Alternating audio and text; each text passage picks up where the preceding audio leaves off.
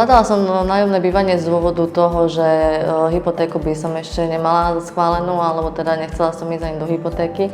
A nájomné byty vlastne sú také, že dostupnejšie skôr a vlastne finančne teda hlavne dostupnejšie. Úprimne lokalita mi bola jedno, že kde budem, či v Holiči alebo v akom ktorom meste, takže to mi bolo jedno. Tak ono s deťmi je celkovo si ťažšie nájsť ubytovanie alebo teda pod nájom, ale tak dostupný domov vlastne na to nehľadel, tak dal mi možnosť bývať aj s deťmi a som za to rada. Dostupný domov nemal problém vlastne s deťmi, kde iné podnájmy proste riešia, že deti sú problém a dostupný domov mi v tomto vyhovel. Takže s deťmi nebol žiadny problém v tomto podnájme.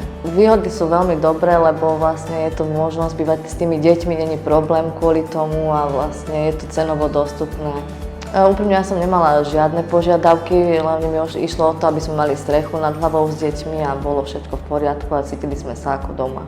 Ja si to nemôžem vynachváliť, ja som tu veľmi spokojná, našla som si nových priateľov, vlastne som odišla z cudzieho mesta, takže ja som nadmieru spokojná.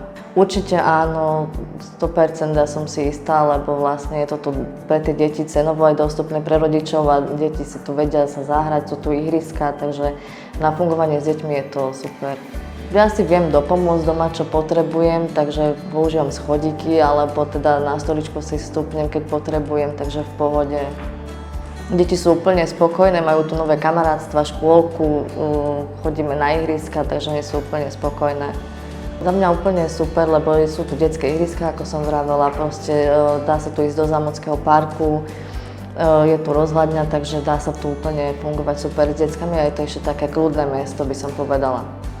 Tak určite pre tie rodiny, hlavne s tými deťmi, keďže nemajú problém s tým, chcem zobrať rodinu s deťmi a vlastne podľa mňa pre každého je to ideálne bývanie. Určite áno, ak by bola možnosť tu ostať dlhodobo, tak za mňa určite áno.